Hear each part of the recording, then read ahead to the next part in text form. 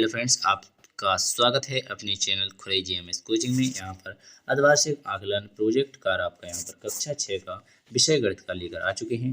तो चलिए अब आपको आगे हम बता दें कि कक्षा 7 के भी पूरे प्रोजेक्ट डल चुके हैं, कक्षा 8 के भी संपूर्ण प्रोजेक्ट डल चुके हैं, कक्षा 6 की हिंदी का है, संस्कृत का है, अभी गणित का आपका आ चुका है। इसी प्रकार सभी के लेकर चले आ रहे हैं। तो जल्दी से चैनल को सब्सक्राइब कर लें और आगे के अगले पेपर भी जितने भी आते हैं उनका भी हम आपके लिए सोल्यूशन प्रोवाइड कराते रहते हैं। तो हमारे चैनल से जल्दी से जुड़ जाइए। चलिए वीडियो को बिना टाइम खराब किए पहला क्वेश्चन पढ़ लीजिए।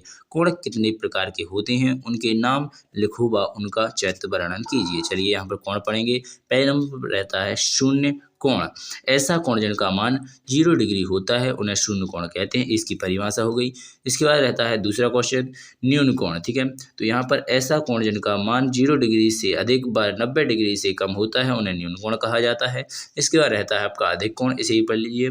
ऐसा कोण जिसका मान 90 डिग्री से अधिक व 180 डिग्री से कम होता है उन्हें अधिक कोण कहा जाता है। समकोण, यहाँ पर ऐसा कोण जिसका मान 90 डिग्री होता है उस समकोण 90 डिग्री का होता है उसे समकोण डिग्री के यानी जिसका कोण 90 डिग्री का हो, ना ज़्यादा ना कम, उसे समकोण कहा जाता है। ठीक है, अगर 90 से कम होता है तो न्यून कोण, अगर 90 से अधिक होता है तो अधिक कोण। ठीक है, वृत्त कोण या प्रतिवर्ती कोण, यहाँ पर लिखेंगे 180 अंश तथा 160 अंश के मध्य के कोण को बृहत् कोण या प्रतिवर्ती कोण कहते हैं। अर्थात 180 से बड़ा होना चाहिए और 360 से छोटा होना चाहिए। ठीक है, तो यहाँ पर आपने देख लिया। इस प्रकार एक लाइन से थोड़ा बड़ा है तो इस प्रकार देख लीजिएगा। इसके बाद संपूर्ण कोण किसे कहते हैं? वह कोण जिनका मान 360 अंश होता है उसे संपूर्ण कोण कहते हैं। यहाँ पर आप देख सकते हैं एक बिंदु है, उसका घेर पेड़ का जितना कोण होता है वो 360 का होता है। ठीक है, तो यहाँ पर संपूर्ण कोण भी समझ में आ चुका है आपके लिए। चलिए यहाँ पर और भी जो दो कोण दिए गए हैं, जैसे ऋजु कोण है, तो ऋजु कोण किसे कहते हैं? वह कोण जिसका मान 180 अंश होता है एक ऋजु कोण या सरल कोण भी कहते हैं, या बराबर, जैसे यहाँ पर ऋजु कोण भी दिया गया है, सरल कोण भी कहते हैं। ठीक है, इसे तो यहाँ पर इसे आप देख लीजिएगा, इसे सरल कोण भी कहा जाता है। ठीक है, तो यहाँ पर आपने समझ लिया सरल कोण 180 डिग्री का कोण होता है या ऋजु कोण भी कहते हैं। ठीक है, इसके बाद चलेंगे आगे। तो अब आता है आपका पूरक कोण। तो पूरक कोण किसे कहते हैं? तो पूरक कोण को समझ लीजिए। पूरक कोण ऐसे दो कोण जिनका योग 90 हो जाता है उन्हें पूरक कोण कहते हैं। तो यहाँ पर इसे आप देख लीजिएगा। ठीक है, दो कोण होते हैं पूरक में जिसका योग 90 हो गया दोनों का, तो उन्हें पूरक कोण कहते हैं। इसके बाद आता है संपूरक कोण। संपूरक कोण में क्या होता है? ऐसे दो कोण जिनका योग 180 आ जाता है उन्हें समपूरक कोण कहते हैं। तो यहाँ पर इन दोनों का योग 90-90 भी, तो यहाँ पर आप देख लीजिएगा। ठीक है, इन दोनों का कोण है दो, दोनों का कोण 180 आ जाता है उसे समपूरक, अगर दोनों का कोण 90 आ जाता है तो उन्हें पूरक कोण कहते हैं। ठीक है, इसके बाद चलते हैं आगे। तो यहाँ पर लिखा है असन्न कोण। ठीक है, असन्न कोण किसे कहते हैं? तो यहाँ पर असन्न कोण की परिभाषा यहाँ पर आप पढ़ लीजिएगा अच्छी तरह से।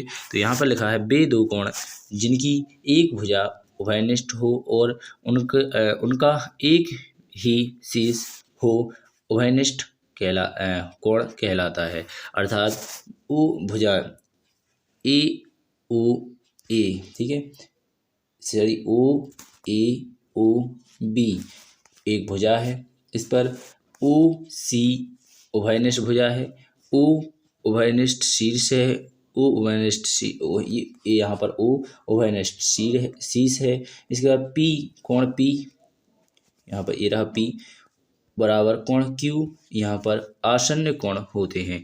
आसन्न कोण किसे कहते हैं? तो आपने सीख लिया। एक ही रेखा की जो एक रेखा ऊपर खिंच जाएगी, इसकी जो आमने सामने के कोण होते हैं उन्हें आप शीर्ष अवमुख कोण कहते हैं। आसन्न कोण जो ऐसे दो कोण जिनका योग 180 होता है उन्हें आसन्न कोण भी कहते हैं। एक ही रेखा पर बने कोणों का योग, ठीक है, एक ही रेखा पर बने कोणों का योग आसन्न कोण होता है, परंतु दो होना चाहिए, तीन नहीं। ठीक है, तो यहाँ पर इसे भी देख लिया आपने।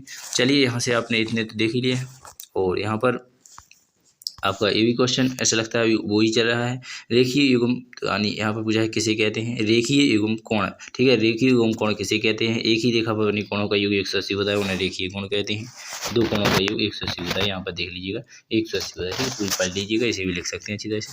इसके बाद थोड़ा और दिया गया है ऐसे आगे। तो यहाँ पर अब तो आपका दूसरा क्वेश्चन प्रारंभ हो चुका है, तो इसे भी पढ़ लीजिए दूसरे क्वेश्चन को। त्रिभुज का चित्र बनाकर उसके भागों शीर्ष भुजा कोण के नाम को लिखिए। तो कितना सरल होता है आप देख सकते हैं अभी हाल। तो यहाँ पर ये आ गया आपका आंसर। तो यहाँ पर आपको चित्र भी दिया गया है, सब कुछ दिया गया है। ये त्रिभुज रहेगा, तीन त्रिभुजों में बने एक वंद आकृति को त्रिभुज कहते हैं। त्रिभुज में तीन भुजाएं, तीन कोण, तीन शीर्ष, त्रिभुज के तीनों आंतरिक कोणों का योग 180 होता है। तो यहाँ पर तीनों कोणों का योग यहाँ पर आप 180 होता है, तीनों का एक समझ गए होंगे। और ये कोण होते हैं, इसे कोण कहते हैं, आप जानते हैं। ये टोन पे है इसे शीश कहते हैं, और ये ऐसे में है इन्हें भुजा कहते हैं। ध्यान रखें, ए भी भुजा, ए भी भुजा, ये तीनों कैसी होती हैं, भुजाएं होती हैं। शीश ऊपर वाला भी होता है, नीचे वाला भी होता है, तीनों जितने कोने हैं वो शीश होते हैं। आशा करेंगे आप सभी को समझ में आ चुका होगा। चलिए आगे चलते हैं थोड़ा। तो यहाँ पर आपको उन्हीं के नाम लिख दिए गए हैं और कुछ नहीं दिया गया है। ए बी सी एक त्रिभुज है, यहाँ पर तीनों शीश बताए गए हैं, तीनों भुजाएं बताई गए हैं, तीनों कोण बताए दिए गए हैं। लिख कर यहाँ पर हमने समझा दिए थे, यहाँ पर लिख दिए गए हैं। इस प्रकार समझ में आ चुका होगा, आशा करेंगे आपको। तो बिना टाइम खराब किए इस वीडियो को हम यहीं पर विराम देते हैं और अगली वीडियो में आप सभी का स्वागत करते हैं। जल्दी से आ जाइए अगली वीडियो में, जहाँ पर हम आपके लिए और भी सभी क्वेश्चनों का सलूशन लेकर आ चुके हैं। तो चलिए बिना टाइम खराब किए अगली वीडियो में मिलेंगे। भारत माता की जय, जय हिंद, जय भारत। और अधिक से अधिक बच्चों के लिए शेयर करें, सब्सक्राइब करें, जिससे कि जो भी वीडियो डालें वो सबसे पहले आपके पास पहुंच जाए। धन्यवाद।